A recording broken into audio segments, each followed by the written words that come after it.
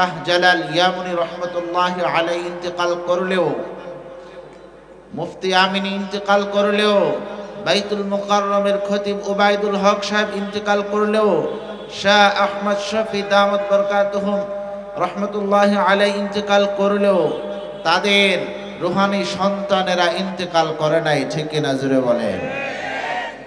এই জন্য তোমরা যদি ইসলামের বিরুদ্ধে আচরণ করো, কোরআন সুন্নাহর বিরুদ্ধে আচরণ করো, মসজিদ মাদ্রাসা আলেমের বিরুদ্ধে কথা বলো, আমরা বসে থাকবো না। অবশ্যই আমরা সজাগ আছি, আমরা প্রতিবাদ গড়েই তুলবো। ঠিক কিনা জোরে বলেন? আর আমি এমন এক জেলায় আলোচনা করছি, এটা তো বাংলাদেশের সাধারণ কোনো জেলা নয়। এই জেলাটা হলো নারায়ণগঞ্জ জেলা। ঠিক কিনা জোরে বলেন?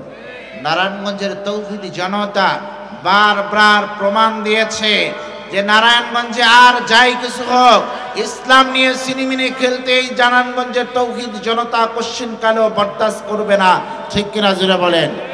এই জন্য নারায়ণগঞ্জের তৌহিদি জনতা ভণ্ড পীরদেরকে শায়েস্তা করে জুতা পিটা করে এই জেলা থেকে বিতাড়িত করেছে। ঠিক কিনা জোরে বলেন?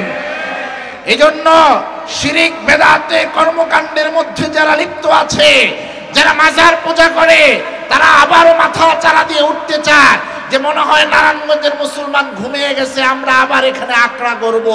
তাদেরকে আমি চোখে আঙ্গুল দিয়ে বুঝিয়ে দিতে চাই, এই দুঃসাহস করবেন না। নারায়ণগঞ্জের তৌহিদি জনতা ঘুমিয়ে যায় নাই।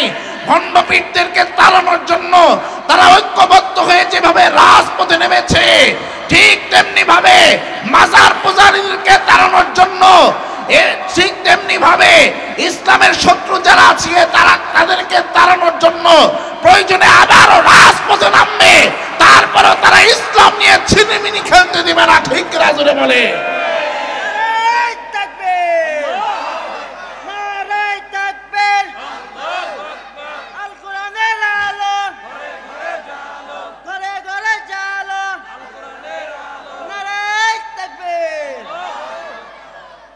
আমরা ধৈর্য ধারণ করতে জানি, কিন্তু সীমা লঙ্ঘনকারীকে যেমনি ভাবে আল্লাহ ছাড় দেন না, সীমা লঙ্ঘন করলে বাংলার মুসলমানও কাউকে ছাড় দেবে না। ঠিক কিনা জোরে বলেন? আমরা ডানে বামে সামনে পিছনে পরিবেশ পরিস্থিতি পর্যবেক্ষণ করছি এবং আমরা উদারত আহ্বান জানাচ্ছি, এই বাংলার জমিন হলো মুসলমানের দেশ, এই বাংলার জমিন হলো ওলিয়া আউলিয়ার দেশ, এই বাংলার জমিন হলো মসজিদ মাদ্রাসার দেশ। ঠিক কিনা জুড়ে বলেন? এখানে আর যাই কিছু হোক, আপনারা স্বপ্ন বুনবেন যে এই দেশ থেকে ইসলামকে সমূলে উপড়ে ফেলবেন, এই স্বপ্ন কখনো বাস্তবায়ন হতে দেওয়া হবে না। ঠিক কিনা জুড়ে বলেন? এই জন্য আপনারা যে নামেই আসুন না কেন, আমরা পর্যবেক্ষণ করছি, ধৈর্য ধারণ করছি। এখনো আমরা সাবধান করে দিতে চাই, এখনই আপনারা থেমে যান। আর যদি না থামেন, বাংলার মুসলমান যেমনি ভাবে যুদ্ধ করে দেশ স্বাধীন করেছে, একবার নয়, 1971 সালে যেভাবে স্বাধীন করেছেন, 2024 সালে যেভাবে স্বাধীন করেছে, এই বাংলার জমিন থেকে নাস্তিক মুরতাদদের যদি বিতাড়িত করতে আবার আরো একটা যুদ্ধ করতে হয়, যুদ্ধ করে রক্ত দিব, তারপর বাতিলের সাথে আমরা মাথা নত করবো না। ঠিক রাজুরে বলেন?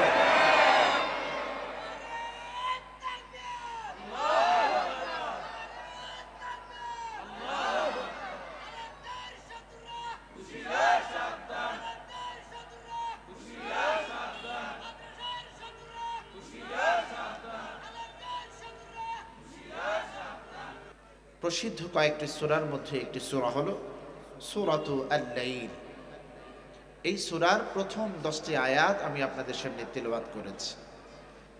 এই প্রথম 10টি আয়াতের সংক্ষিপ্ত তাফসীর আপনাদের সামনে অল্প সময় পেশ করার আশা রাখি। আল্লাহ আমাদের সকলকে পবিত্র কোরআনের নির্ধারিত অংশের এই আয়াতগুলোর আলোচনা মনোযোগ সহকারে শ্রবণের তৌফিক দিন। সকলে পড়ি আমিন। তবে আলোচনাটা যাতে সকলের সহজেই বোধগম্য হয়, এই জন্য আমি কয়েকটি পয়েন্ট আকারে আলোচনাটা করব। সূরাতুল লাইলের প্রথম 10টি আয়াতের তাফসীর আমরা 5টি পয়েন্টে করব। কয়টি পয়েন্টে বলেন? 1 নম্বর পয়েন্ট, এই সূরার নামকরণ, অর্থ ও গুরুত্বপূর্ণ কিছু তথ্য 1 নম্বর পয়েন্টে দেওয়ার চেষ্টা করব।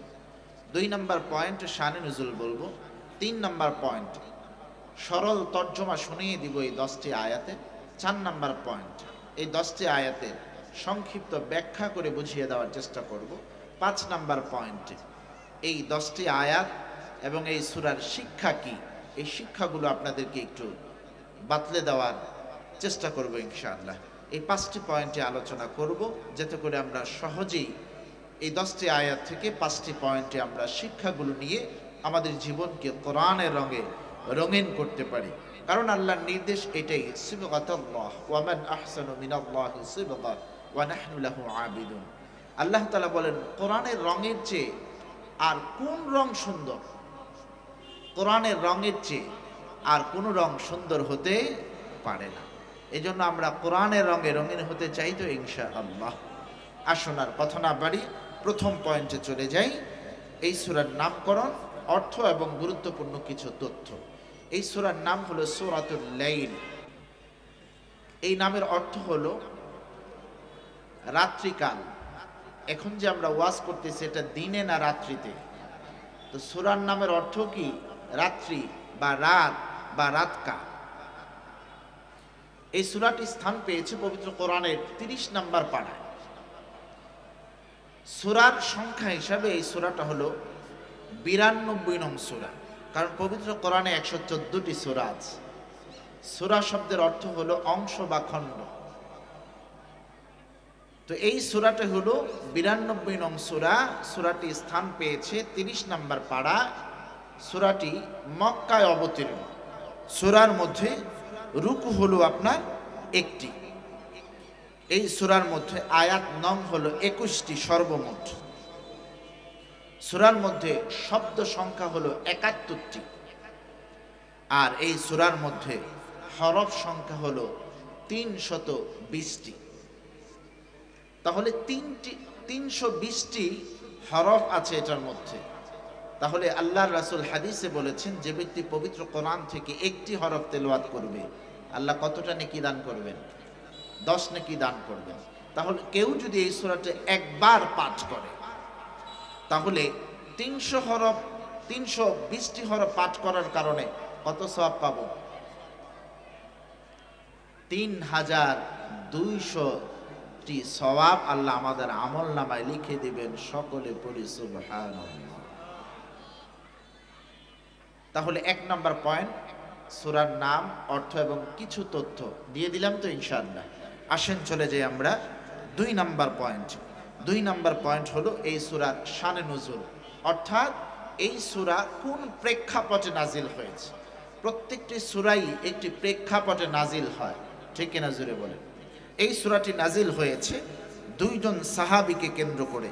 একজন সাহাবীর নাম হলো হযরত আবু বকর রাদিয়াল্লাহু তাআলা আনহু, আরেকজন সাহাবীর নাম হলো হযরত বেলাল রাদিয়াল্লাহু তাআলা আনহু। আমরা সকলেই জানি হযরত বেলাল রাদিয়াল্লাহু তাআলা আনহু ছিলেন একজন হাবশী মানুষ, কালো মানুষ, কিন্তু তার মধ্যে ঈমানের আলো থাকার কারণে তার হাঁটার শব্দটা বিশ্বনবী মেরাজে গিয়ে আরশে আজিমের মধ্যে শুনেছেন। মুসলমান ইমানদার, সূরাতুল লাইল আমার আল্লাহ তাআলা কেন নাজিল করলেন, শানে নুজুলটা অল্প সময়ের মধ্যে শুনে নেন। নাজিলের প্রেক্ষাপটটা বলে আমি বাকি পয়েন্টগুলো সামনে আপনাদেরকে বলে দেওয়ার চেষ্টা করব। এই সূরাটি নাজিল হয়েছে 2 জন সাহাবীর ঘটনার পরিপ্রেক্ষিতে। একজন হলো হযরত আবু বকর, যিনি ইসলামের প্রথম খলিফা, আর একজন হলো হযরত বেলাল রাদিয়াল্লাহু তাআলা আনহু। বেলাল রাদিয়াল্লাহু তাআলা আনহু তার ঈমান বড় ভালো ছিল, কিন্তু তিনি গরিব হওয়ার কারণে একজন মালিকের বাড়িতে কর্মচারী ছিলেন, গোলাম ছিলেন। তার মালিকের নাম উমাইয়া ইবনে খালফ। উমাইয়া ইবনে খালফের বাড়িতে গোলাম হলো হযরত বেলাল। ঈমান গ্রহণ করা এটা উমাইয়া ইবনে খলফের কাছে একটা অপরাধমূলক বিষয় হয়ে দাঁড়িয়েছে।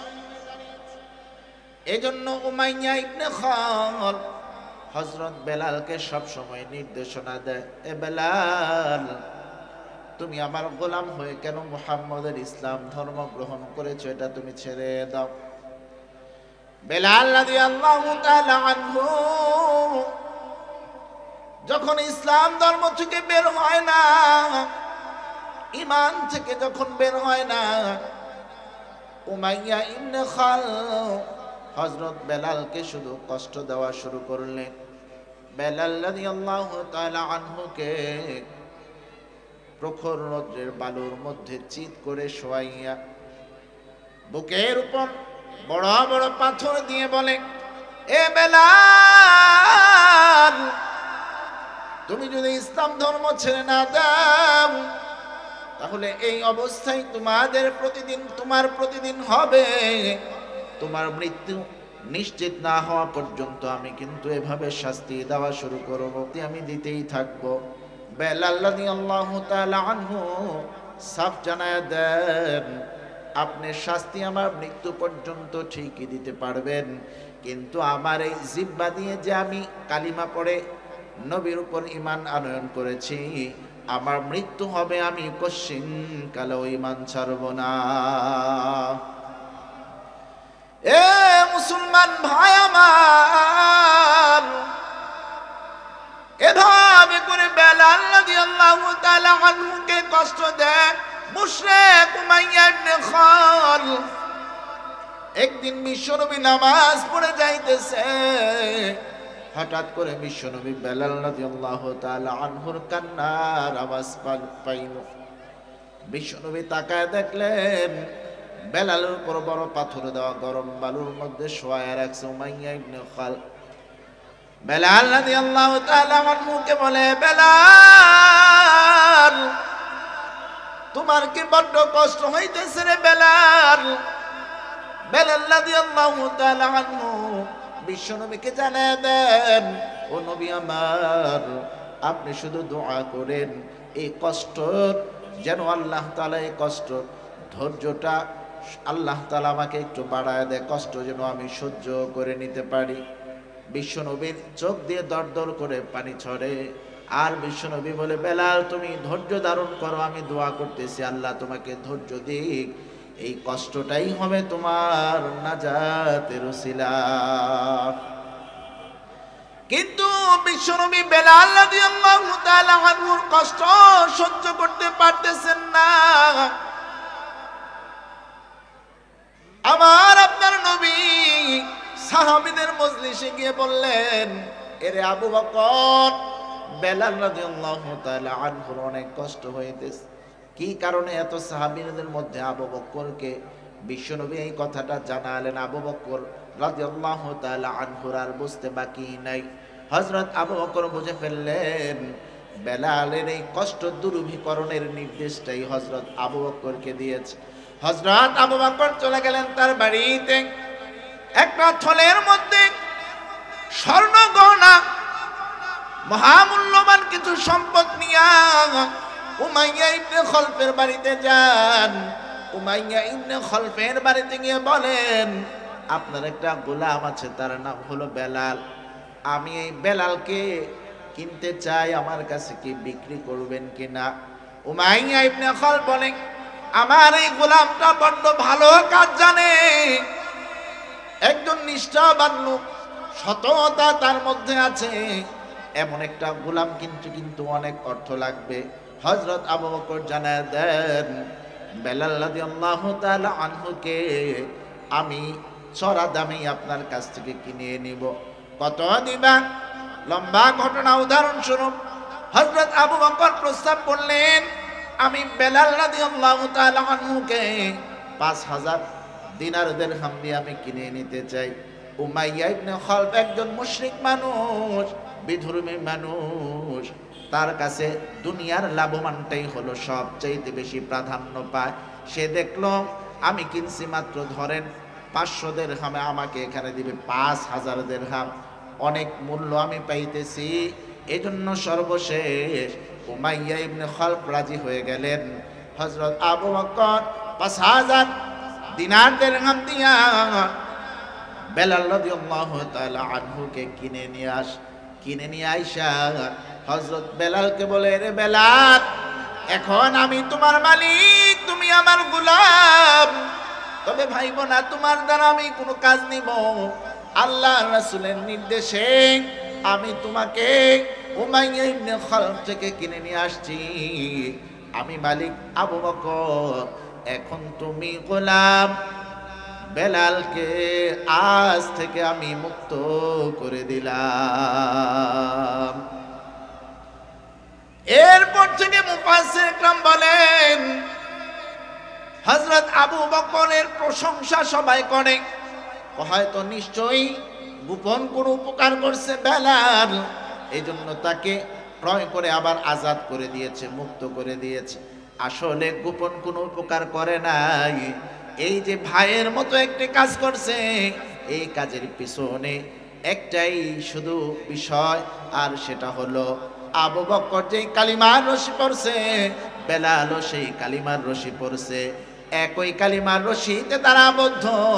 এই জন্য কালিমার রশির বন্ধনে, এই যে বায়ের বন্ধনে আবদ্ধ হয়েছে, এই সম্পর্কই তাকে উমাইয়া ইবনে খালফ থেকে কিনে তাকে আজাদ করে দিয়েছে, ঠিক কিনা?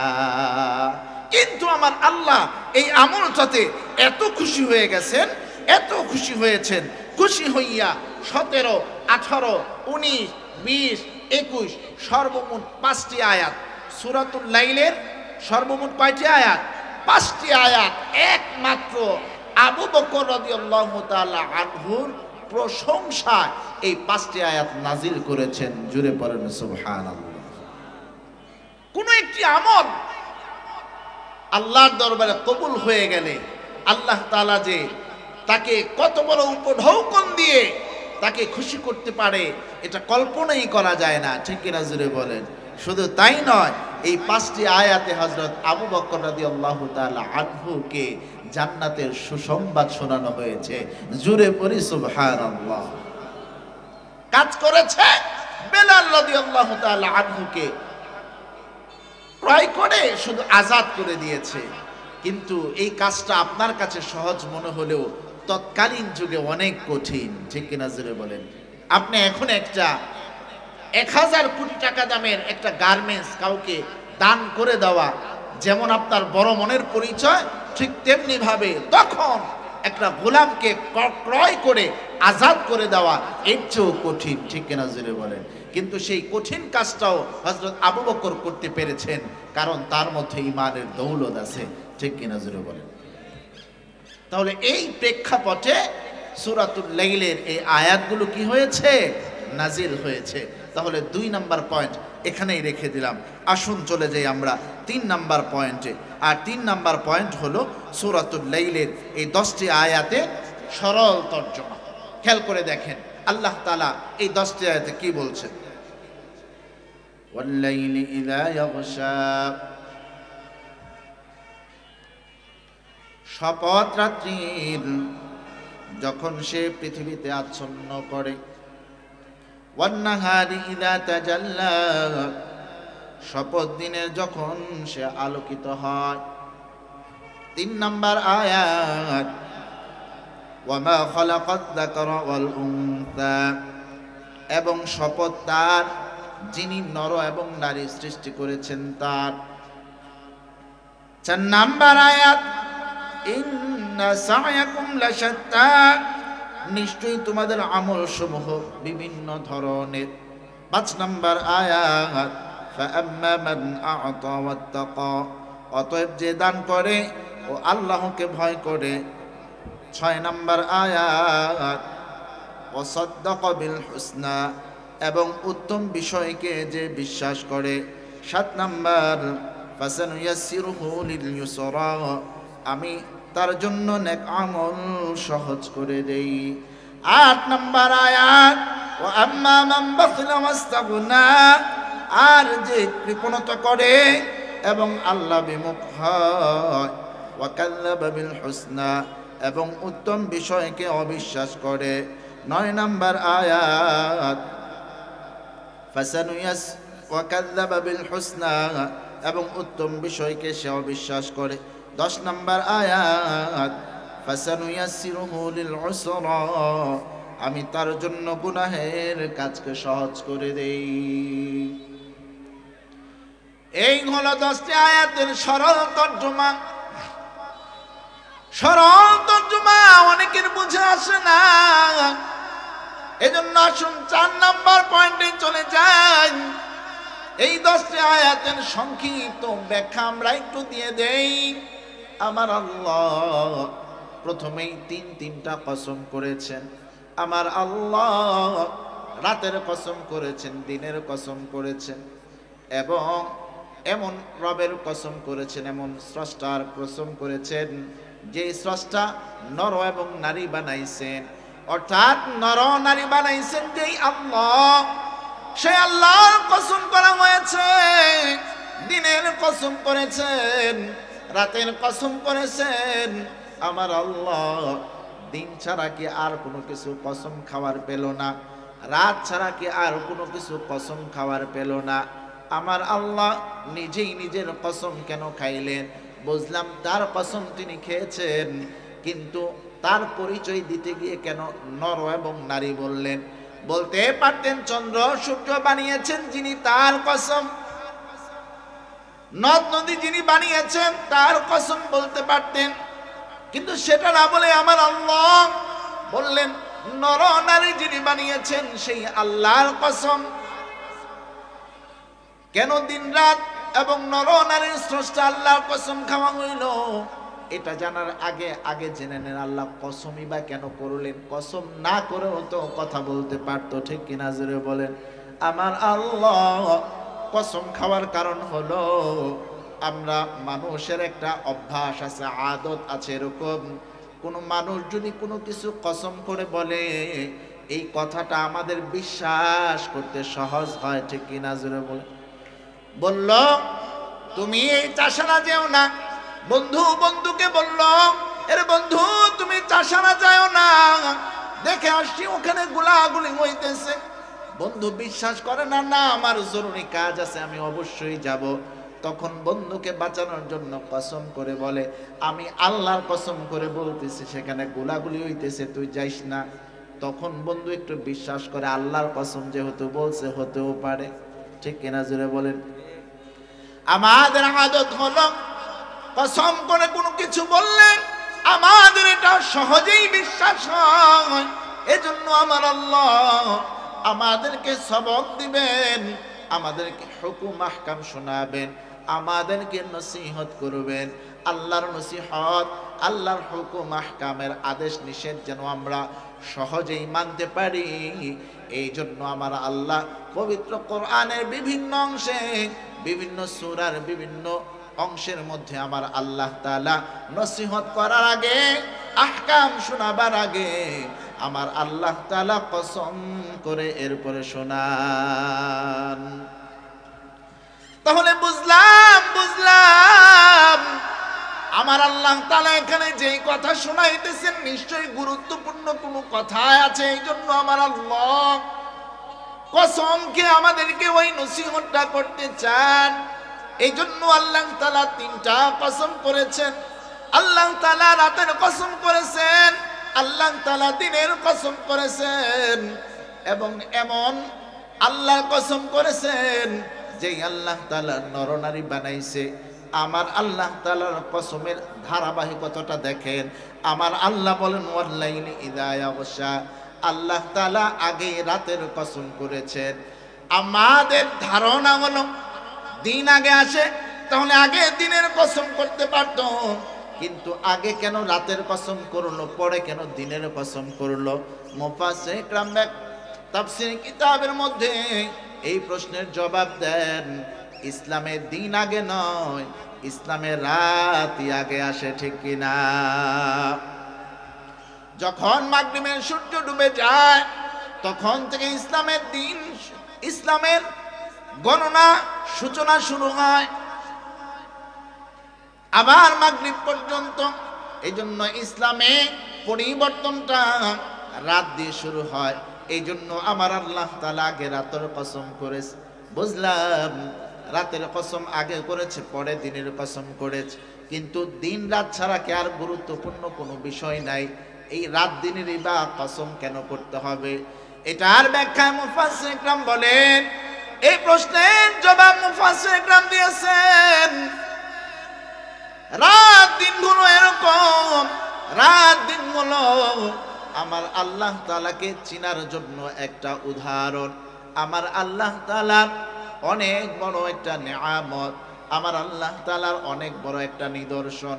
কেমন নিদর্শন? রাতের অন্ধকার কোনেই আল্লাহ তাআলা ক্ষান্ত নাই। আল্লাহ তাআলা বলেছেন এমন রাতের কসম যেই রাতটা আচ্ছন্ন হয়ে যায় গভীর অন্ধকারে। এই গভীর অন্ধকার বোঝানোর উদ্দেশ্য হলো এটা, আল্লাহ তাআলাকে এখান থেকে আমরা কিভাবে চিনতে পারি, কিভাবে আল্লাহর পরিচয় পাই। এমন রাতের কসম আল্লাহ করেছেন যেই রাতের অন্ধকার দূরীকরণ করে আল্লাহ তাআলা দিনের আলো দিতে পারেন। এমন দিনের কসম করেছেন যেই দিনের আলোগুলো পরিবর্তন করে আবার রাতের অন্ধকার দিতে পারেন।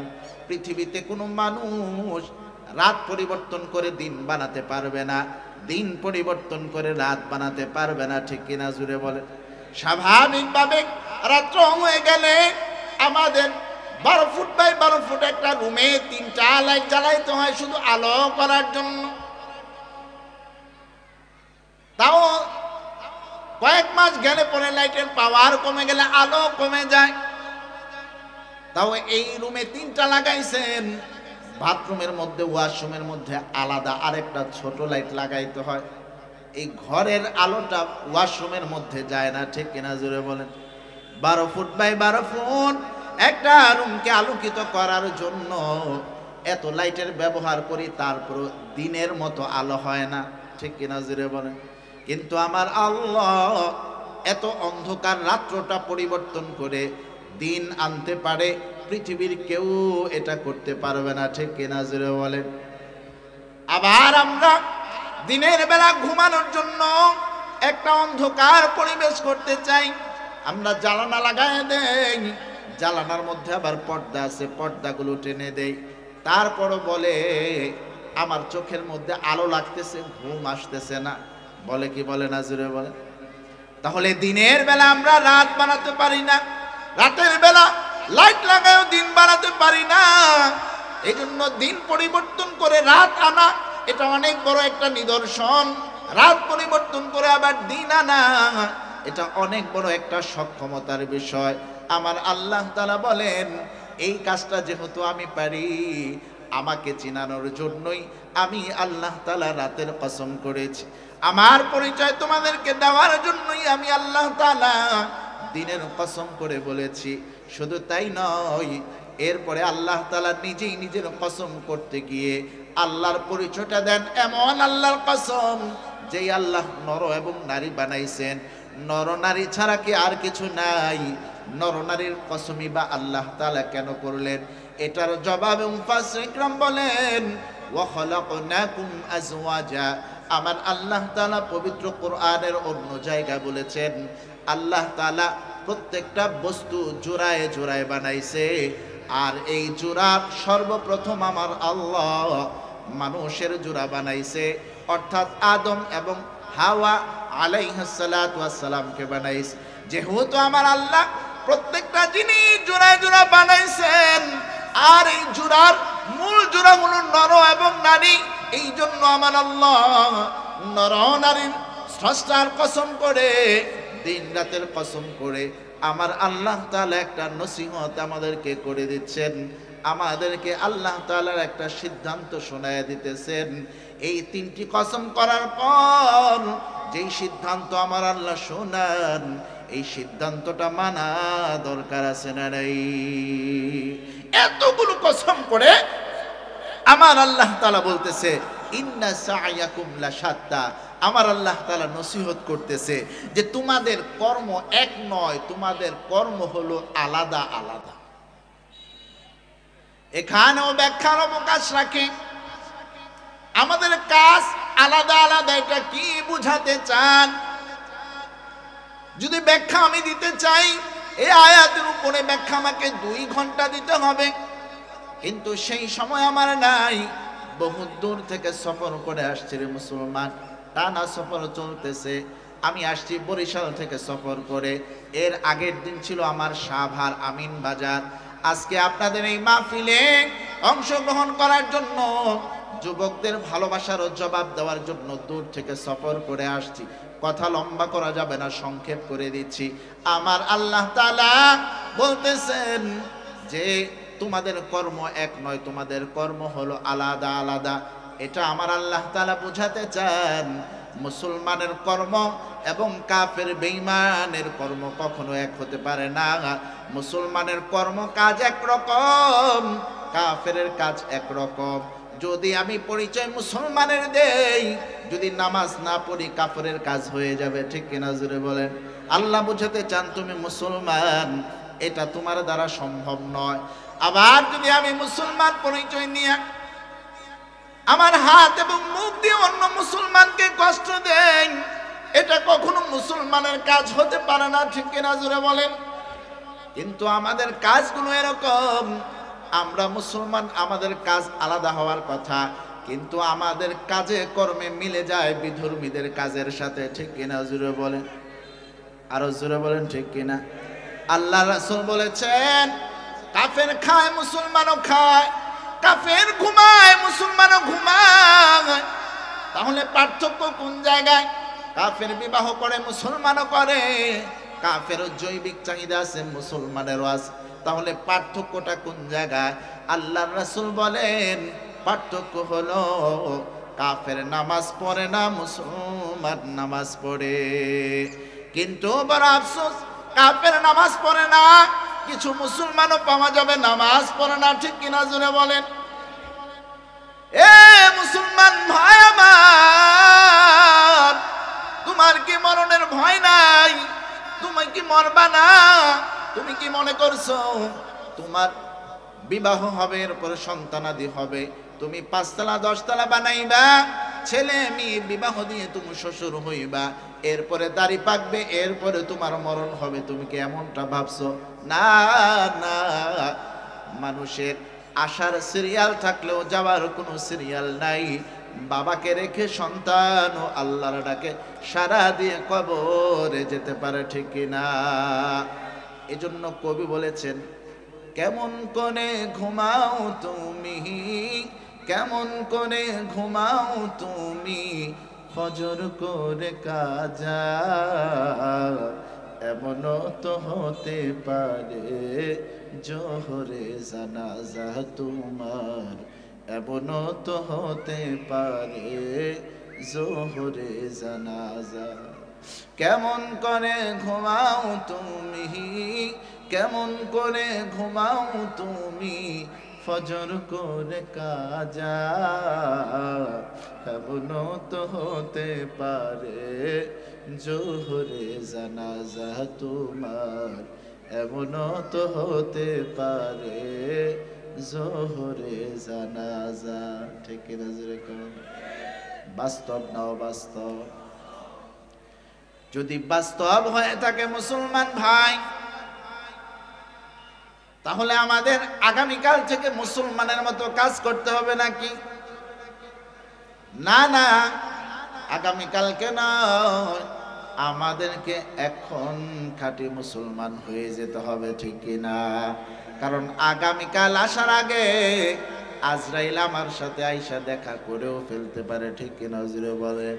এই জন্য আল্লাহর পথে ফিরে আসবো আগামীকাল পরশু অমুক মাসে তমুক মাসে, এটা বলার সুযোগ নাই। এখন আজকে এই ফতুল্লার মাহফিলে আমাকে তওবা করে আল্লাহর পথে ফিরে আসতে হবে, ঠিক কিনা। এজন্য আল্লাহ তাআলা নসিহত করে আল্লাহ সিদ্ধান্ত জানিয়ে দেন যে মুসলমানের কাজ আর বিধর্মীদের কাজ একরকম হতে পারে না। মুসলমানের কাজ যেমন আলাদা, কাজের ফলাফলও আলাদা। কাফেরের কাজ যেমন আলাদা, কাফেরের ফলাফলও কি আলাদা।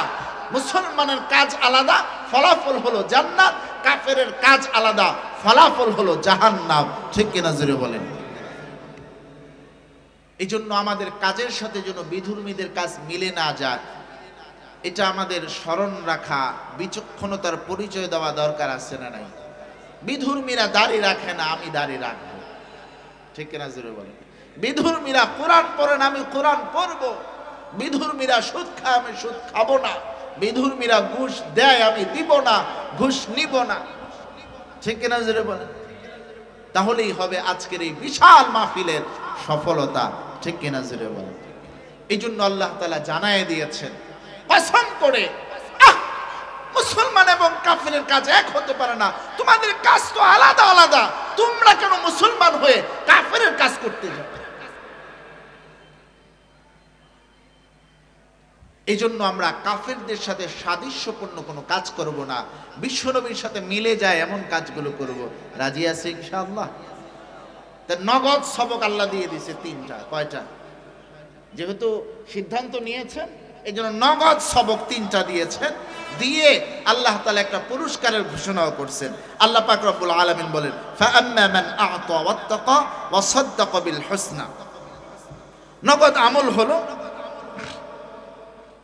যে ব্যক্তি দান করে এবং আল্লাহকে ভয় করে এবং উত্তম বিষয়ে বিশ্বাস করে।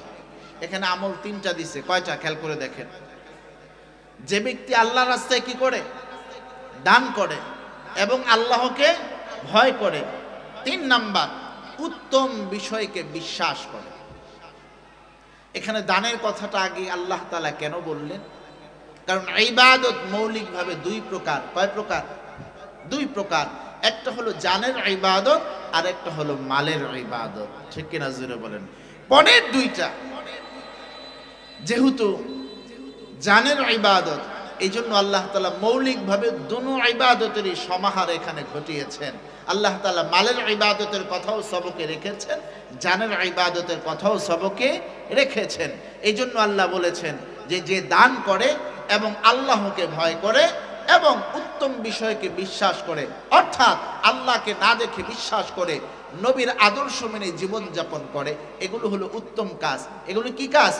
উত্তম কাজ। এই কাজগুলো যারা করে তখন আল্লাহ তাআলার পক্ষ থেকে একটা পুরস্কার আসে। কি আসে বলেন? পুরস্কার। পুরস্কারটা কি? আল্লাহ পাক রব্বুল আলামিন বলতেছেন, ফাসানুয়াসসিরুহু লিল ইউসরা। আমি আল্লাহ তাআলা ওই ধরনের ব্যক্তিদের জন্য, কাদের জন্য? যারা জানের ইবাদত করে, মালের ইবাদত করে, আমি আল্লাহ তাআলা তাদের অন্যান্য সমস্ত আমলগুলো করা তার জন্য সহজ করে দিই। সুবহানাল্লাহ। তো আসতে বললেন। আজকে যদি আপনাদের সুপরিচিত মোহাব্বতের ভাই মেসি ভাই যদি একটা গোল দিত, আওয়াজ তো এরকম হইতো নি। রাগ করতেছেন আমার কথা? আমি একটু বাস্তববাদী ওয়াজ করে পছন্দ করি, কারণ আমার মাহফিলে যুবকরাই বেশি হয়, ঠিক কি হাজুরে বলেন? তো এই জন্য খেয়াল করে দেখেন, আপনারা সেদিকে আওয়াজ এত জুড়ে, আপনাদের একজন মেসি ভাই যদি একটা গোল করে, কি জুড়ে আওয়াজ! আমি 10 তলায় ছিলাম, কবে যেন 10 তলা পর্যন্ত গেছে আওয়াজটা। আমার খেয়াল ছিল না, পরে আমি শুনলাম যে এত আওয়াজ কিসের, কেউ মারামারি লাগছে কিনা। পরে একজনে বললো, হুজুর আজকে ফাইনাল খেলা। কি খেলা জোরে বলেন? ফাইনাল। এত জোরে আওয়াজ দিছে, গোল বইলা 10 তলা পর্যন্ত গেছে। তাহলে প্রত্যেক গোল গোল শব্দে কয় নাকি? 10 নাকি? কোনো নাকি নাই? কিন্তু সুবহানাল্লাহ আলহামদুলিল্লাহর মধ্যে সওয়াব আছে না নাই? একবার সুবহানাল্লাহ বললে জান্নাতে কয়টা গাছ হবে এবং সেই গাছের ছায়া কতটুকু? হাদিসে উদাহরণ দেওয়া হয়েছে, দ্রুতগামী ঘোড়া যদি 500 বছর পর্যন্ত সেই ছায়ার মধ্যে দৌড়াদৌড়ি করে, তারপরও এই সুবহানাল্লাহ গাছের ছায়া শেষ করতে পারে না। তারপরে সুবহানাল্লাহ আমরা আসতে দেই, ঠিক কিনা জোরে বলেন? এর কারণ কি? আমাদের ইমানের ব্যাটারির চার্জ কমে গেছে, ঠিক কিনা জোরে বলেন? সেই চার্জ দেওয়ার জন্যই এই জাতীয় মাহফিলগুলো করা, ঠিক কিনা জোরে বলেন? এই জন্য আল্লাহ পাক রব্বুল আলামিন, আমরা যদি মৌলিকভাবে আল্লাহর এই নসিহতগুলো শুনি, অর্থাৎ আমরা যদি দান করি, আমরা যদি আল্লাহকে ভয় করি এবং উত্তম বিষয়কে বিশ্বাস করি, আল্লাহ তাআলা সমস্ত নেক আমলগুলো সম্পাদন করা আল্লাহ সহজ করে দিবেন। আর তো আসতে বলেন। বাংলাদেশ হুজুর উল্টা চলে, আসতে করলে জোরে জোরে করলে আসতে। তো উল্টো থেকে ভাও হওয়া দরকার আছে না নাই? আল্লাহর পথে চলা দরকার আছে না নাই? এই জন্য আজ থেকে প্রতিজ্ঞাবদ্ধ হতে হবে, আজ থেকে নিয়ত করতে হবে মুসলমানের আজকের এই করুণ দশা একেবারে খাদা খন্দকের কিনারায় চলে যাওয়ার পিছনে কারণ হলো কাফের বেঈমানদের ষড়যন্ত্র। ঠিক কিনা জুড়ে বলেন? কাফের বেঈমানরা ষড়যন্ত্র করে প্রত্যেক ঘরে ঘরে টিভি ঢুকাইছে, কাফের বেঈমান ষড়যন্ত্র করে প্রত্যেকের হাতে হাতে মোবাইল দিয়েছে, কাফের বেঈমান ষড়যন্ত্র করে প্রত্যেকের ঘরে ঘরে সুদের টাকা ঢুকাইছে। ঠিক কিনা জুড়ে বলেন? এই জন্য আমাদের প্রতিজ্ঞাবদ্ধ হতে হবে, তাদের এই ষড়যন্ত্র যদি আমাদের মোকাবেলা করতে হয়, আমাদেরও মাস্টার প্ল্যান করে করে প্রত্যেকের ঘরে ঘরে কোরআন ঢুকাতে হবে, প্রত্যেকের হাতে হাতে তাসবিহ ধরিয়ে দিতে হবে, প্রত্যেকের ব্রেনের মধ্যে আল্লাহর চিন্তা ফিকির যেন পয়দা হয়ে যায়, সেই মেহনত করতে হবে। ঠিক কিনা জুড়ে বলেন? করার জন্যই উলামা একরাম ভূমিকা রাখতেছে, কিন্তু তারা সেখানেও ষড়যন্ত্র করে সাধারণ মানুষকে কিভাবে আলেম থেকে দূরে সরানো যায়, মসজিদ থেকে দূরে সরানো যায়, মাদ্রাসা থেকে দূরে সরানো যায়, সেই ফিকির করে মানুষের মনে আলেমদের প্রতি একটা বিদ্বেষ ঢুকাই দিতেছে। ঠিক কিনা জুড়ে বলেন? আজকে ফতুল্লাহ চটলার মাঠে আমাদেরকে ওয়াদাবদ্ধ হতে হবে, কাফের বেঈমান যতই ষড়যন্ত্র করে আমাদেরকে মসজিদ মাদ্রাসা থেকে দূরে সরাতে চাক, আলেম ওলামা থেকে দূরে সরাতে চাক, কোরআন থেকে দূরে সরাতে চাক, আমরা তো দূরে যাব না, আমাদের বুকে কোরআন আঁকড়ে ধরে আলেম ওলামার সোহবতে গিয়ে আমরা আল্লাহর পরিচয় নিব। কেউ বাধা দিতে আসলে তার মোকাবেলা প্রয়োজনে আমরা রাজপথে নেমে করব, তারপর বাতিলের সাথে আপোষ করব না। ঠিক আছে বলে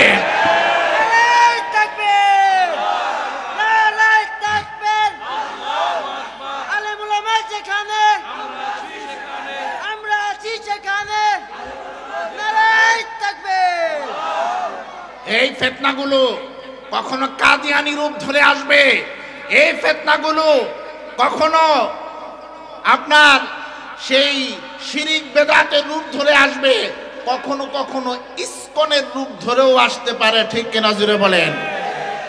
এই জন্য সাবধান, মুসলমান ঘুমিয়ে যায় নাই। তোমরা যত রঙে, যত ঢঙ্গে, যত সুরতেই আসো না কেন, মুসলমানের ইতিহাস ঐতিহ্য তোমরা পড়ে দেখো, মুসলমান কখনো পরাজয় বর্জন করতে শিখে নাই, মুসলমানের বিজয় অর্জন করতে কামান বিমান লাগে না, মুসলমানের ইমানের জজবা মাখা তাকবীরের ধ্বনিতেই মুসলমানের বিজয় আসবে ইনশাআল্লাহ। এই জন্য সেই মুস্কান, এক মুস্কানের আওয়াজে তাকবীরের ধ্বনিতে পুরো ভারতের জমিন কেঁপে উঠেছে। ঠিক কিনা জুড়ে বলেন? এই জন্য জবান বন্ধ রাখা যাবে না, যেখানে সুবহানাল্লাহ আলহামদুলিল্লাহ আল্লাহু আকবার আমাদের বলতে হবে, ধ্বনি দিতে হবে, সেখানে আমরা দিব ইনশাআল্লাহ। রাজি আছি? আল্লাহ কবুল করুন, জোরে বলুন আমিন। রাগ করতেছেন? এই কথাগুলো বলা দরকার আছে না নাই? এই জন্য আমি যেহেতু তাফসির করতেছি অন্য বিষয়ে যেতে পারলাম না, অন্যান্য বিষয়ে আরেকদিন আলোচনা করব ইনশাআল্লাহ। তাহলে আপনি কি মনে করছেন আল্লাহর এই অফারটা ফাসানু ইয়াসিরুহু লিল ইউসরা, আল্লাহ তাআলা অন্যান্য আমল সহজ করে দিবেন, এটা কি মনে করছেন? সাধারণ কোনো মনে করেছেন? আল্লাহ তাআলা যদি কাউকে নেক আমলের তৌফিক না দেন, সে শত চেষ্টা করেও করতে পারবে না। ঠিক কিনা জোরে বলেন? এই জন্য আল্লাহ তাআলা আপনার অন্য নেক আমল সহজ করে দিবেন, মানে আপনার অন্তরে রহমত ঢেলে দেওয়ার পর আপনার ওই নেক আমলের মধ্যে মজা লাগবে, আপনি ওই নেক আমল উৎসাহের সাথে করবেন। ঠিক কিনা জোরে বলেন? আর যদি আল্লাহ রহমত নাজিল হয়, এই নেক আমলের প্রতি আপনার এমন একটা অনীহা সৃষ্টি হবে, আপনি নেক আমল যাবে একদিকে, আপনি নেক আমলের 10 হাত দূরে চলে যাবেন। ঠিক কিনা জোরে বলেন? এই জন্য আজকে মাহফিলে যারা আসছে তাদের অবশ্যই অন্তরে আল্লাহর রহমত আছে, যারা আসতে পারে নাই, বসতে পারে নাই, তাদের এই মাহফিলে আসা নামক নেক আমলটা তাদের ভালো লাগে নাই। ঠিক কিনা জোরে বলেন? এই জন্য যারা আসছি আমরা ক্ষতিগ্রস্ত হয়েছি না লাভবান হয়েছি? জোরে বলেন? লাভবান হয়েছি। আল্লাহ আজকে আমাদের এই মাহফিলকে উসিলা করে তুমি আমাদের সকলকে জান্নাতি হিসাবে কবুল করে নাও। জোরে পড়ি আমিন। অনেক কঠিন কথা সহজে বুঝে আসে উদাহরণের মাধ্যমে। ঠিক কিনা জোরে বলেন? একজন সাহাবী, নাম শুনেছেন, তার উদাহরণটা দিয়ে দিচ্ছি যে আল্লাহ সহজ করে দেন নেক আমল, এটা বোঝানোর জন্য। একজন সাহাবী, তার নাম হলো হযরত সালমান ফারসি রাদিয়াল্লাহু তাআলা আনহু। নামটা শুনেছেন? তিনি তার আলাদা কিছু বৈশিষ্ট্য আছে।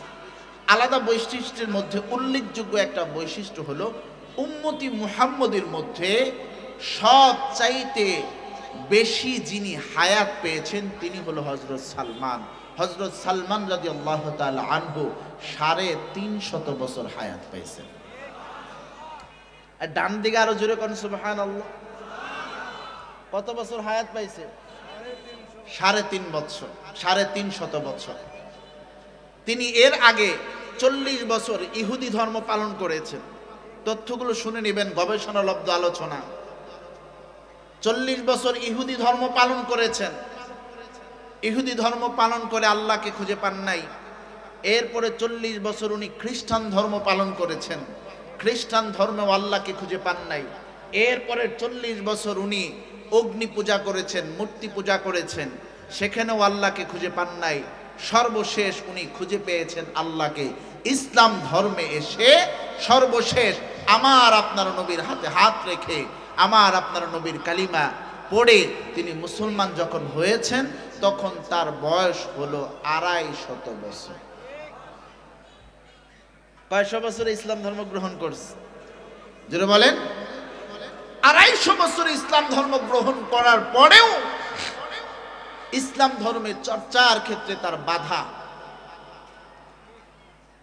তিনি ইসলাম ধর্ম গ্রহণের কিছুদিন পরের কথা, তিনি ইসলাম ধর্ম গ্রহণ করেছেন ঠিক, কিন্তু তার মালিক হলো একজন বিধর্মী মুশরিক। হযরত সালমান ফারসি রাদিয়াল্লাহু তাআলা আনহু খেজুর বাগানের মালিক ছিলেন। খেজুর বাগানে হযরত সালমান ফারসি রাদিয়াল্লাহু তাআলা আনহু কাজ করেন। তার মালিক একজন বিধর্মী, একজন মুশরিক।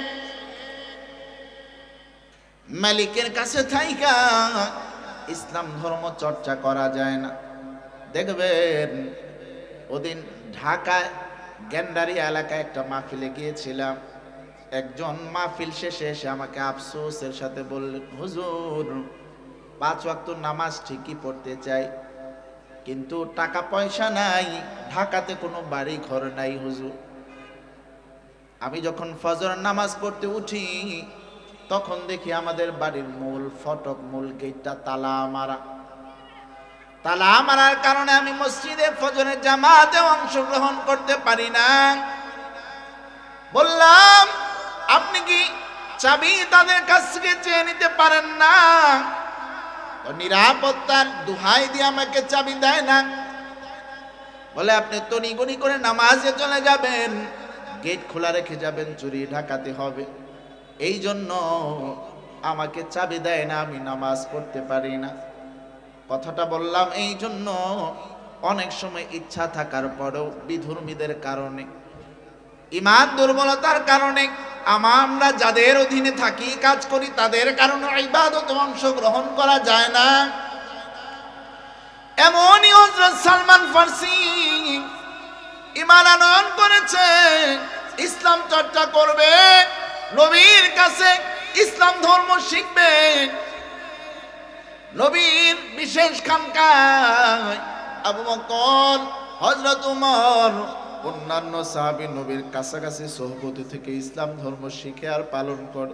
সালমান ফারসি মনে মনে কান্দে, আহারে আমিও যদি নবীর সামনে গিয়ে ইসলাম শিখতে পারতাম, নবীর সোহবতে থাকতে পারতাম, আমার জীবনটা ধন্য হয়ে যাইত। কিন্তু কি করার, আমি গোলাম, আমার মালিক হলো একজন মুশরিক মালিক। কিন্তু আমার কি করা যায়? সারাদিন কাজ করে রাতের বেলা কান্দে। এ মুসলমান, একদিন খেজুর বাগানে কাজ করতেছে, সালমান ফারসির মালিক কয়, এর সালমান, তোমার চোখে পানি কেন রে সালমান? তোমার কি শরীরটা ভালো না? সালমান ফারসি বলে, মালিক আমার, আমার শরীরে কোনো সমস্যা নাই, আমার মনটা ভালো না রে মালিক, আমার মনটা চাই আমি একটু মদিনা যাইতাম। মালিক শুনাও না শোনার ভান ধরে চলে গেছে। এরপরে সালমান ফারসি একটা সুযোগ খুঁজতেছে। কিভাবে মালিকের কাছ থেকে মদিনায় যাওয়ার অনুমতি নেওয়া যায়। এই জন্য দেখবেন অনেক স্ত্রীরা স্বামীর কাছ থেকে কোনো কিছু আবদার করার আগে আগে দেখে স্বামীর মনটা কখন ভালো, তখন গিয়ে আবদারটা করে। সালমান ফার্সি একদিন দেখলেন তার মালিকের মনটা বড্ড ভালো, খুশি খুশি মেজাজে আছে। সালমান ফার্সি গিয়ে বলে, মালিক রে, দিবেননি একটু মদিনা যাওয়ার ছুটি দিবেননি? মালিক বলে, তুমি বারবার এই কথাটা আমার সামনে কেন বলো রে সালমান? তোমার সততার কারণে আমি তোমাকে ভালোবাসি, ঠিক আছে, কিন্তু এই কথা আমার সাথে বারবার বলবা না, তাহলে কিন্তু তোমার সাথে আমার সম্পর্ক নষ্ট হয়ে যাবে। সালমান ফার্সি এখনো সুযোগটা নিতে পারলেন না। কি করা যায়? আল্লাহর কাছে রাতের গভীরে নামাজ পড়ে পড়ে দোয়া করে, আল্লাহ গো, একটা পথ আমাকে দেখায়া দেন। আমার আল্লাহ একটা পথ দেখায় দিলেন সালমান ফার্সিকে। সালমান ফার্সি মনে মনে একটা বুদ্ধি এঁটে মালিককে গিয়ে বলছেন, মালিক হে, আমাকে ছুটি দেওয়ার দরকার নাই, আমাকে কোনো শর্তের আলোকে হলেও আপনি একটু আমাকে ওখানে যেতে দেন, যে তুমি যদি ওই কাজটা করতে পারো তোমাকে ছুটি দিব। স্বাভাবিকভাবে তো দিবেন না, কোনো শর্তের আলোকে কি ছুটি পাইতে পারি কিনা। মালিক দেখলাম বারবার যখন এই কথা বলে, এবার মালিক বলল, এ সালমান, তুমি যখন বারবার মদিনায় যেতে চাও, মুহাম্মদের সাথে দেখা করতে চাও, মুহাম্মদ আমার শত্রু, মুহাম্মদকে আমি ভালো পাই না। আহা, কপাল বড় পোড়া, কেমন নবীকে ভালো পায় না, যে নবীকে দেখলে সাহাবীদের পেটের খিদা নিবারণ হয়ে যাইত। এবার মালিক বলে, তোমাকে আমি একবারই বিদায় করে দিব যদি এই শর্ত পালন করতে পারো। কি শর্ত মালিক? বলে, আমার গুদামের মধ্যে 200 খেজুরের বিচি আছে, এই বিচিগুলো তুমি আমার ক্ষেতে রোপণ করে দিবা। 200 বিচি রোপণ করবা, আর যদি 200 চারা গজায় তাহলে তোমাকে কোনো ছুটি না, একবারেই তোমাকে বিদায় করে দিব। সালমান ফার্সির মনে মনে খুশি। সালমান ফার্সি খুশি হইল, কি হবে, মালিক কিন্তু একবারে বিদায় করার ফন্দি আটে নাই, তাকে আটকায় রাখার ফন্দি। কারণ 200 বিচি লাগাইলে 2-4টা নষ্ট হতে পারে কি পারে না? মালিক ভাবছে 200 বিচি থেকে 200 চারা হবে না, তার যাওয়াও হবে না, এই ফন্দিতে সে এই প্রস্তাব দিয়েছে। কিন্তু সালমান ফার্সি সহজ সরল একজন সাহাবী, তিনি কিন্তু মনে মনে খুশি হয়েছে। কোনো এক মারফতে মদিনায় খবর পাঠায় দিস, নবী গো, আমার মালিক এক শর্তে হলেও আপনার কাছে আসতে রাজি হয়েছে, তবে এখন ছুটি নয়, আপনার কাছে একবারে এসে আপনার কাছে তালিম নিয়ে আমি ইসলাম শিখে ইসলাম পালন করে আল্লাহর দিদারে ধন্য হতে পারবো। বিশ্বনবী খবর পৌঁছা দেন, এ সালমান, তুমি বিচিগুলো নিজেই রোপণ করবা না, আমি আয়েশা রোপণ করব। ঘটনা লম্বা। একদিন চলে আসলেন বিশ্বনবী, নিয়ে আসলেন সাথে আবু বকর এবং উমর রাদিয়াল্লাহু তাআলা আনহুকে। এবার বিশ্বনবীকে দেখা সালমান ফার্সি দৌড়ায় বাড়ি থেকে গিয়ে বিচিগুলো নিয়ে আসছে, নবীর হাতে দিয়ে দিয়েছে। সালমান, তুমি ঘেমে গেছো রে সালমান, এত তাড়াতাড়ি তুমি কিভাবে আসলা সালমান? সালমান ফার্সি কয়, আমি আমার নবীকে দাঁড় করায় গিয়েছি, নবীর যেন কোনো কষ্ট না হয়, এই জন্য আমি এক দৌড়ে গিয়েছি, এক দৌড়ে আসছি গো নবী। তারপরেও যদি আপনার কষ্ট হয় ক্ষমা সুন্দর দৃষ্টিতে দেখবেন। সালমান ফার্সি, আর দেরি করবো না, চলো ক্ষেতের মধ্যে বিচিগুলো রোপণ করে দেব। আবু বকর এবং ওমর বিশ্বনবীর হাতে বিচিগুলো তুলে দেয় এবং বিশ্বনবী খুব সুন্দর করে পুরো ক্ষেতের মধ্যে বিচিগুলো রোপণ করে দিয়েছে। ঘটনা লম্বা। বিশ্বনবী বিচি রোপণ করে চলে গেছে মদিনা, আর বলে গেছে, সালমান, এই বিচিগুলোর চারা গজাইলে তোমার মালিক তো তোমাকে বিদায় দিয়ে দিবে, আসবা আমার খানকায় আসবা। সালমান ফার্সি প্রতিদিন সকাল হলে ওই ক্ষেতের মধ্যে যায়, কবে বিচি থেকে চারা গজাবে আর কবে সালমান ফার্সি মদিনায় যাবে। কিন্তু অনেক ধনী পাওয়া যায়, মক্কা মদিনা যাওয়ার তৌফিক থাকলেও মক্কা মদিনা যেতে পারে না, ঠিক কিনা জোরে বলেন। আর সাহাবীদের তৌফিক নাই, কিন্তু মন পড়ে থাকে বিশ্বনবীর দরবারে, বিশ্বনবীর সিরত এবং সুরতে। এই জন্য নবীর খাঁটি আশিক যদি হতে চাও, নবীর ভালোবাসা অন্তরে পয়দা করো, নবীর সিরত সুরত মেনে তোমার জীবন যাপন করো, দেখবা তোমার ভাগ্য যদি ভালো হয় তুমি নবীর সাথেই জান্নাতে থাকতে পারবা। লম্বা ঘটনা। একদিন সকাল বেলা সালমান ফার্সি নজর করে দেখেন পুরো ক্ষেত ভরে খেজুরের চারা গজায় গেছে।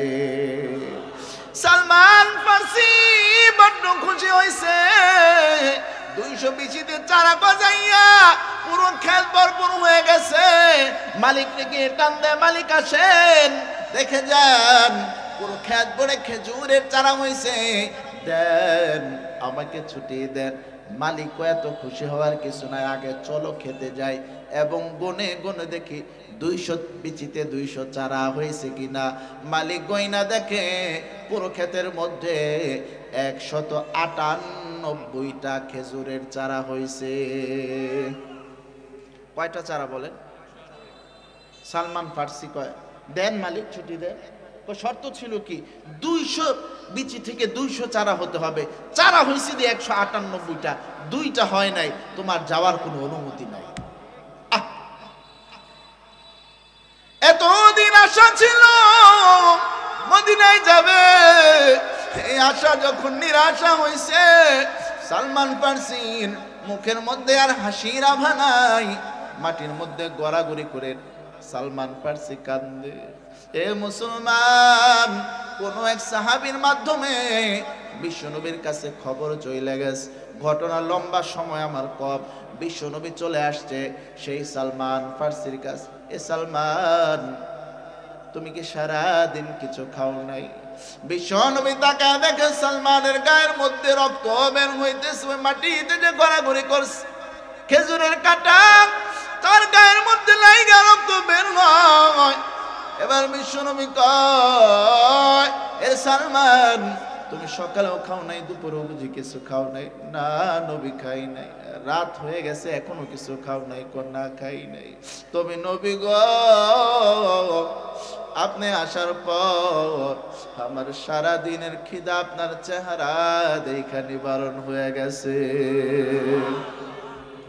চলো, দেরি করবো না, ক্ষেতের মধ্যে চলো।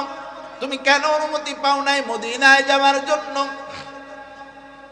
বলে 198টা খেজুরের বিচি থেকে 200 বিচি থেকে 198টা চারা হয়েছে, এজন্য মালিক অনুমতি দেয় নাই। বিশ্বনবী নিজেও গনে দেখে 198টাই চারা।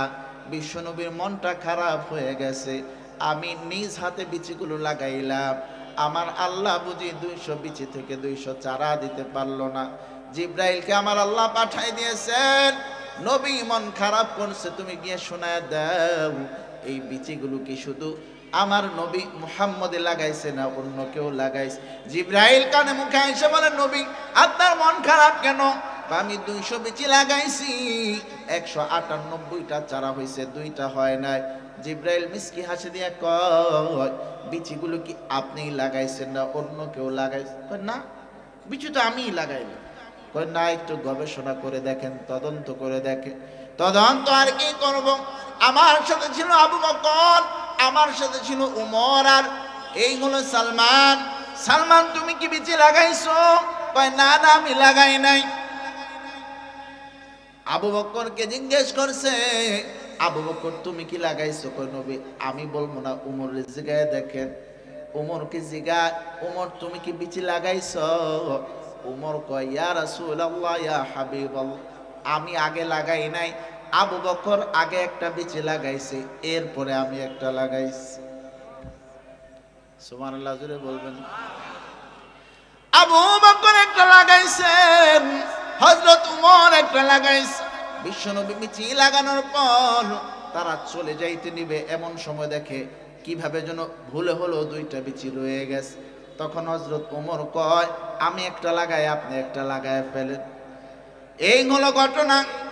তখন জিবরাইলকে বিশ্বনবী বলেন, এ জিবরাইল, বুঝলাম আবু বকর একটা লাগাইছে, ওমর একটা লাগাইছে, তাহলে আবু বকর ওমর লাগাইছে তাতে কি হয়েছে? আমার আবু বকরের সম্মান কি আল্লাহর দরবারে নাই? আমার ওমরের মর্যাদা কি আল্লাহর দরবারে নাই? জিবরাইল বলে, হ্যাঁ অবশ্যই আছে। আবু বকর জান্নাতে একটা বালাখানা পাবে, স্পেশাল বালাখানা। যেই বালাখানার দরজাটা হবে, এই দরজা এক পাশ থেকে আরেক পাশ, এটা হবে 40 বছরের সমান। ওমরের কি দাম নাই? কহা আস। কাল হাসরের ময়দানে খাস আরশের নিচে 2টা সিংহাসন হবে। ওই 2টা সিংহাসনের একটা সিংহাসনে আমার আল্লাহ হযরত ওমরকে বসার তৌফিক দিবে। তাহলে আমার আবু বকরের যদি এত দাম হয়, আমার উমরের যদি এত দাম হয়, তাহলে তারা বিচি লাগানোর পর কেন গাছ গজাইলো না, চারা কেন হলো না জানতে চাই। আল্লাহর কাছ থেকে জেনে আইসা জিবরাইল নবীকে জানায়া দেয়, এ নবী, কেন এমনটা আল্লাহ করেছে জানেন? আবু বকরের দাম আল্লাহর কাছে আছে, ওমরের দাম আল্লাহর কাছে আছে, কিন্তু আপনি নবীর সমান তাদের সম্মান নয়।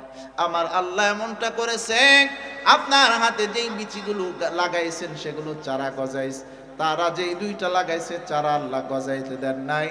আমার আল্লাহ বোঝাতে চান, পুরো পৃথিবীর কারো মর্যাদার সমান আপনার সম্মান হবে না। আপনার হাতের বরকতে 198টা চারা হইছে, তাদের সম্মান থাকলেও আপনার সম্মানের মতো নয়।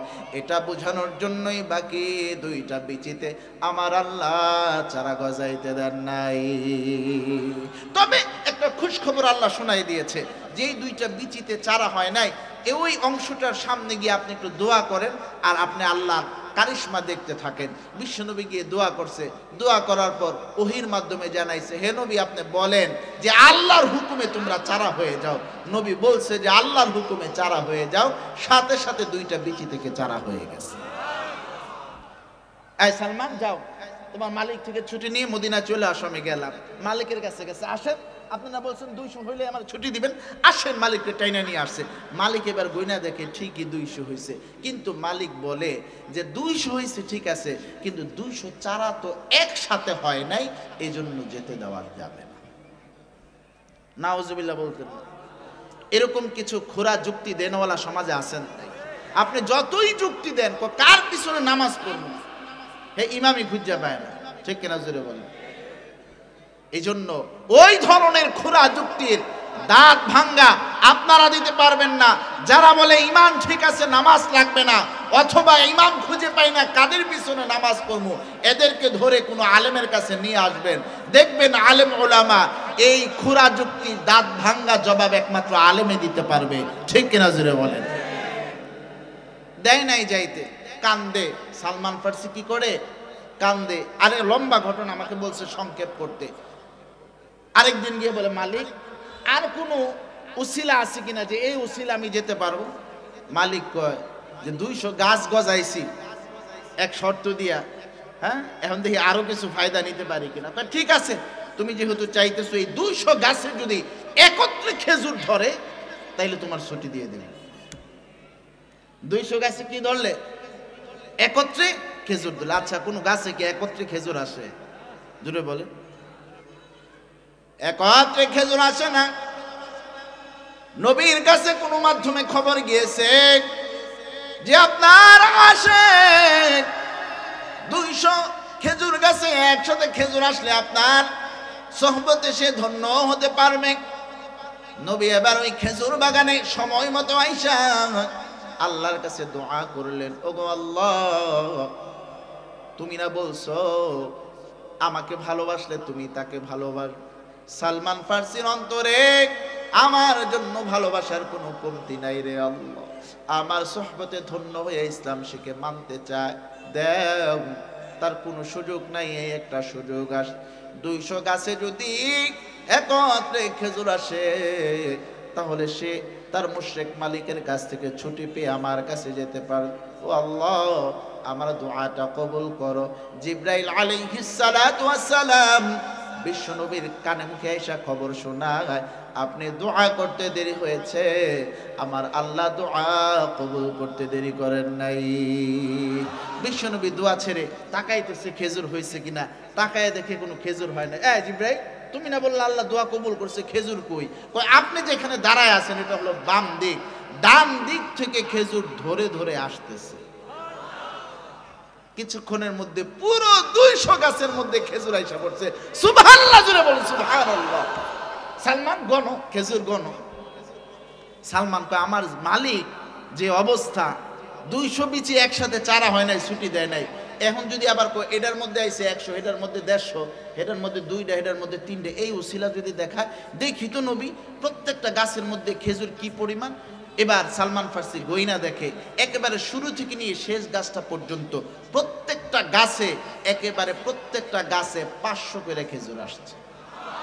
কোনোটাতে কমও না, কোনোটাতে বেশিও না।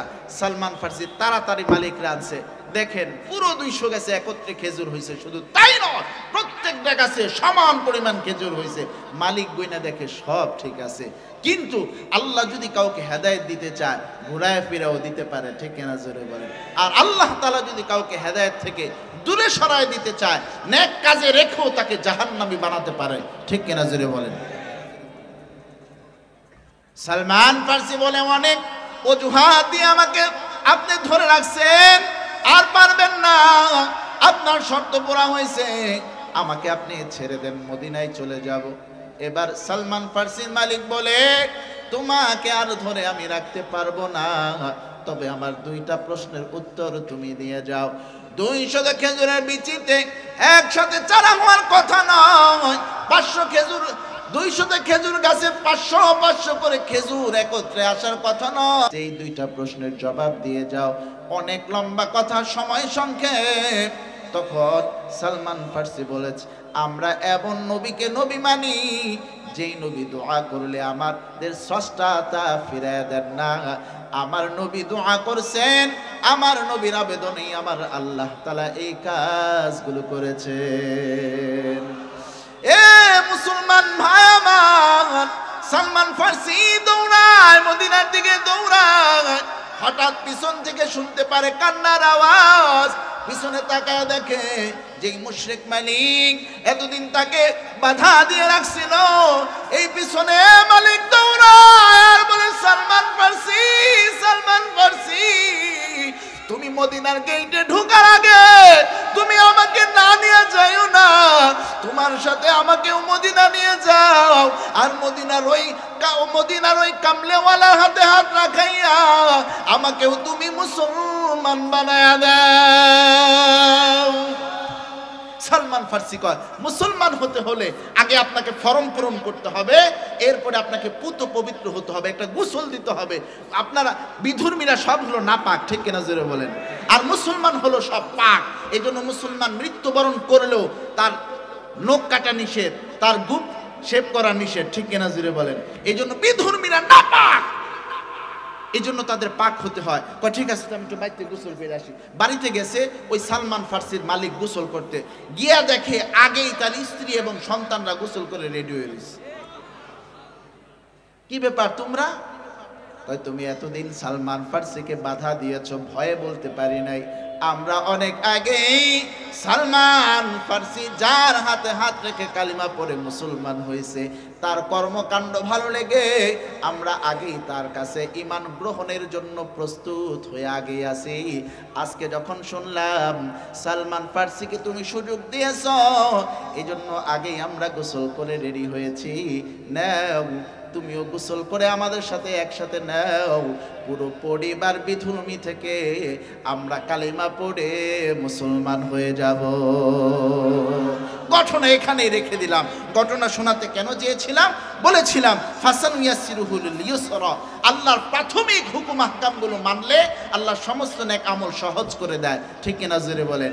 এই যে উত্তম বিশ্বাসে বিশ্বাসী হয়েছে, আল্লাহর উপর বিশ্বাস স্থাপন করেছে, নবীর উপর বিশ্বাস স্থাপন করেছে। এই জন্য সালমান ফার্সির বেলাল্লাহ কিভাবে সহজ করলেন? 200 বিচি থেকে 200 চারা হওয়া কিনা সম্ভব না, এই সহজ কে করে দিয়েছেন? 200 খেজুর গাছে একসাথে খেজুর আসা সম্ভব না, এই সহজ কে করে দিয়েছেন? আল্লাহ তাআলা যে সহজ করে দেন এটা বোঝানোর জন্য এই ঘটনা টানা। প্রক্ষান্তরে আমার আল্লাহ তাআলা বলতেছে, ওয়া আম্মা মান বাখিলা ওয়াস্তাগনা ওয়া কাযাবা বিল হুসনা ফাসানুয়াসসিরুহু লিল উসরা। প্রক্ষান্তরে কেউ যদি কি করে, যে উত্তম কৃপণতা করে এবং উত্তম বিশ্বাস না স্থাপন করে তারা বিমুখ হয় এবং ওয়া কাযাবা বিল হুসনা, তারা আপনার উত্তম বিশ্বাসকে বিশ্বাস না করে তারা অস্বীকার করে, তখন তাদের বেলা কি হয়? ফাসানুয়াসসিরুহু লিল উসরা, তখন আল্লাহ তাআলা তার জন্য গুনাহের কাজ সহজ করে দেন। নাউজুবিল্লাহ বলবেন। ওই তিনটা আমলেরই ব্যত্যয় যদি ঘটে, অর্থাৎ দান না করে কৃপণতা করে, আল্লাহকে ভয় না করে আল্লাহ বিমুখ হয় এবং উত্তম বিশ্বাসকে বিশ্বাস না করে দূরে সরে আসে, তখন নেক কাজ সহজের পরিবর্তে আল্লাহ তাআলা গুনার কাজ সহজ করে দেয়। আল্লাহ যদি কারোর জন্য গুনাহের কাজ সহজ করে দেয়, তার জাহান্নামের গর্তে যাওয়া ছাড়া আর কোনো উপায় নাই। ঠিক কিনা জোরে বলেন? এই জন্য 4 নাম্বার পয়েন্ট হলো, কি বলেছিলাম? বলেছিলাম যে 4 নাম্বার পয়েন্টের সংক্ষিপ্ত ব্যাখ্যা দিয়ে দিয়েছি। 5 নাম্বার ব্যাখ্যা হলো শিক্ষা। আমরা এখান থেকে এই 10টি আয়াত থেকে 3টা শিক্ষা নিতে পারি। কয়টা শিক্ষা জোরে বলেন? 3টা শিক্ষা। 1 নাম্বার শিক্ষা হলো যে পুরো পৃথিবীর সমস্ত মানুষের কাজ এক নয়, বিধর্মীদের কাজ এক, মুসলমানের কাজ আরেক, এবং বিধর্মীদের পুরস্কার একরকম, মুসলমানের পুরস্কার আরেক রকম। তাদের কাজ হলো নামাজ ত্যাগ করা, আমাদের কাজ হলো নামাজ ধরা। তাদের কাজ হলো সুদ ঘুষের সাথে জড়িত হওয়া, আমাদের কাজ হলো সুদ ঘুষ মুক্ত জীবন যাপন করা। তাদের কাজ হলো নবীকে না মেনে মন চাহি জিন্দিগি করা, আমাদের কাজ হলো নবীকে মেনে নবীর আদর্শ মেনে জিন্দিগি করা। ঠিক কিনা জুড়ে বলেন? এটা হলো 1 নাম্বার শিক্ষা। 2 নাম্বার শিক্ষা হলো, আপনি যদি ঈমান আনয়ন করে প্রাথমিক পর্যায়ের আমলগুলো করতে পারেন, আল্লাহ তাআলা সমস্ত আমলগুলো করা আপনার জন্য সহজ করে দিবে। ঠিক কিনা জোরে বলেন? 2 নাম্বার শিক্ষা। 3 নাম্বার শিক্ষা হলো, মৌলিক নেক আমলগুলো যদি আপনি না করতে পারেন, তথা ঈমান আনয়ন করা। কি আনয়ন করা? ঈমান আনয়ন করা, নামাজ পড়া ইত্যাদি ইত্যাদি মৌলিক কাজগুলো যদি আপনি না করতে পারেন, তাহলে আপনার জন্য জাহান্নাম সহজ আল্লাহ করে দিবেন। ঠিক কিনা জোরে বলেন? এই জন্য আমরা কালিমা আনয়নের পর আল্লাহ তাআলার প্রাথমিক পর্যায়ের নেক আমলগুলো করে সমস্ত নেক আমল আল্লাহর পক্ষ থেকে সহজ হোক, এটা আমরা চাই কি চাই না? জোরে বলেন, চাই কি চাই না? তাহলে প্রাথমিক কাজ হলো ঈমান আনয়ন করা, 5 ওয়াক্ত নামাজ পড়া, হজ ফরজ হলে হজ করা, যাকাত ফরজ হলে যাকাত দেওয়া। ঠিক কিনা জোরে বলেন? এই জন্য মা বাবার খেদমত করা, আলেম উলামার সুহবতে থাকা, কোরআন অনুপাতে জিন্দেগি করা, এই কাজগুলো কারা কারা করতে পারবো? তো হাত উঁচু করে আল্লাহকে দেখায়। নারায়ে তাকবীর, নারায়ে তাকবীর। আয় আল্লাহ, চতলার মাঠে 2 দিন ব্যাপী বিশাল ইসলামী মহাসম্মেলনের আজকের প্রথম দিনে আয় আল্লাহ, আপনার এই বান্দাগুলো হাত উঁচু করে ইসলামের সমস্ত বিধিবিধানগুলো মেনে জীবন যাপন করবে সেই নিয়ত করেছে। আপনি সেই নিয়ত কবুল করে নেন। সকলে পড়ে নিন আমিন। ওয়া আখিরু দাওয়ানা আলহামদুলিল্লাহি রাব্বিল আলামিন।